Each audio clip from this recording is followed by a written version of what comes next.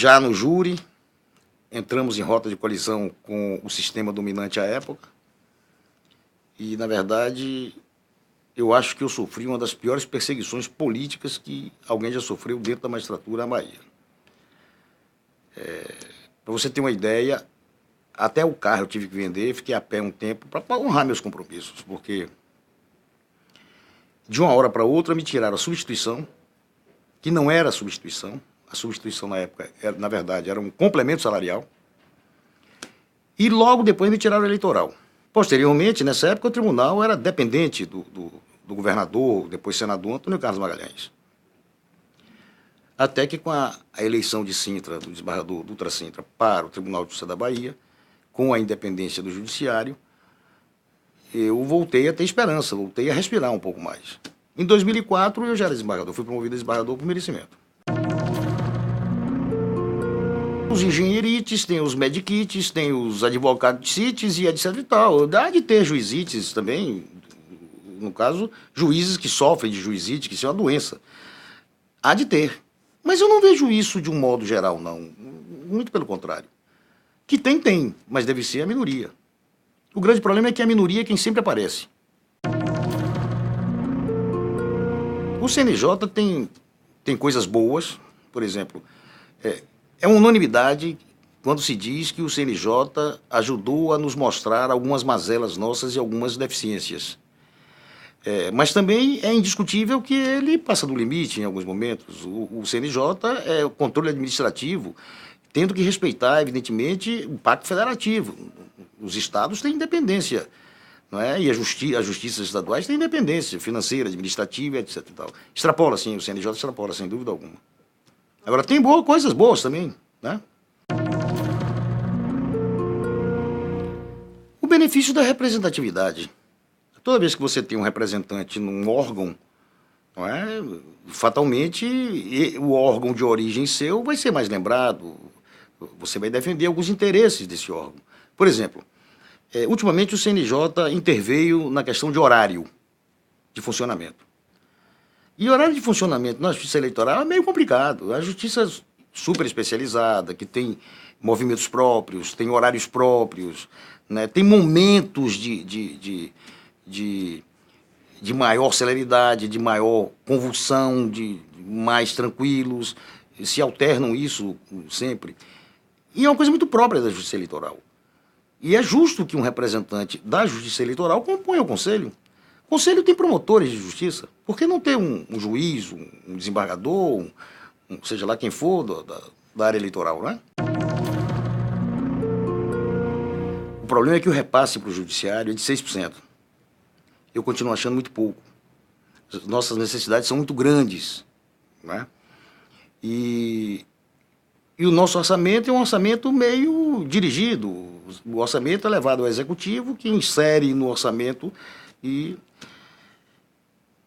nós somos um Estado pobre, a verdade é essa. Nós não dispomos de recurso suficiente para fazer frente às despesas que, principalmente o judiciário, tem. Temos atualmente mais de 600 juízes em todo o Estado. Um tribunal pequeno, mas tem 35 desembargadores, tinha que ter pelo menos 50 desembargadores. Esse é o pleito generalizado de toda a classe. A quantidade de processos é imensa. Nós temos um tribunal como o do Rio de Janeiro, que tem o quê? 200 e alguma coisa de desembargadores, um estado pequeno, geograficamente pequeno. São Paulo tem quase 400 desembargadores. Rio Grande do Sul é a mesma coisa. Efetivamente, isso se dá por uma razão. Nesses estados existia o Tribunal de Alçada, e esse Tribunal de Alçada foi extinto com a Constituição de 88, e esses juízes do Alçada foram guindados ao cargo de desembargador e passaram a integrar o Tribunal de Justiça. Talvez por isso tenha essa quantidade de desembargadores nesses estados especificamente. De qualquer forma, o número de desembargadores que nós temos é muito pequeno.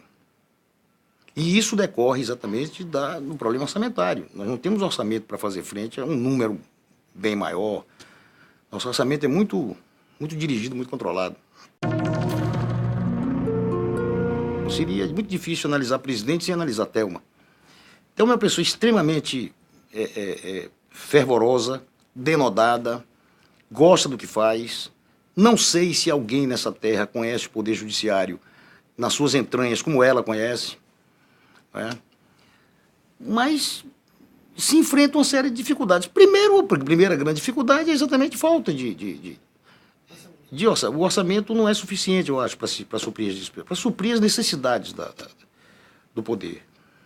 Eu tenho certeza que isso vai melhorar. A relação hoje do judiciário com o executivo, com o legislativo, é muito boa, bem diferente de tempos anteriores. Hoje se conversa, se discute, fala-se das necessidades existentes, pode-se falar, de um modo geral, se é atendido.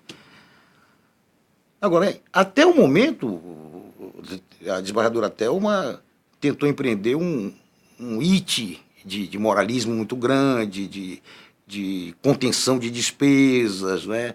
Tenta reverter uma situação que vem acontecendo já há algum tempo no tribunal, salários bem diferentes para cargos iguais. Todas essas coisas têm sido enfrentadas por ela com galhardia. Deve estar sofrendo horrores, porque quando se mexe em salário, se mexe com um vespeiro. Essa é a grande realidade. Mas tem enfrentado com galhardia todas essas situações. Eu não gostaria de falar sobre esse assunto porque nós estamos no mês de maio. E isso seria quase que uma afronta. A atual presidente vai terminar a gestão no mês de fevereiro. A eleição é em dezembro, mas ela vai até fevereiro. Independente de ser minha amiga, é uma pessoa muito correta, muito séria. E eu não gostaria de disparar esse assunto aqui agora.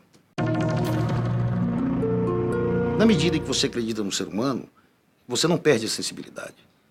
Você sabe que o infrator, o delinquente, na verdade ele é vítima de uma série de coisas.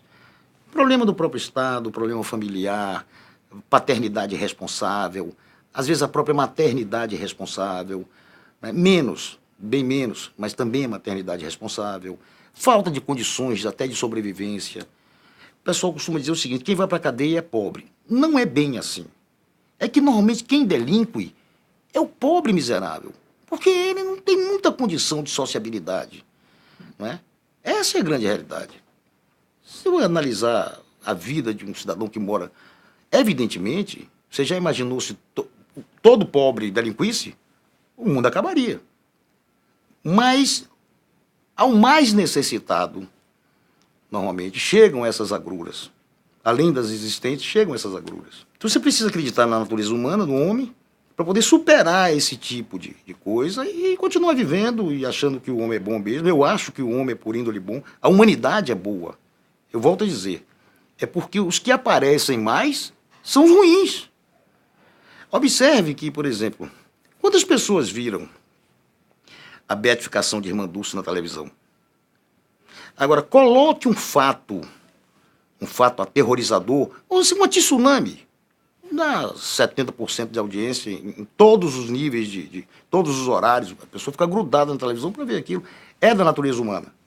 A natureza humana é despertada por esse tipo de coisa. Esse é o pano de fundo da coisa.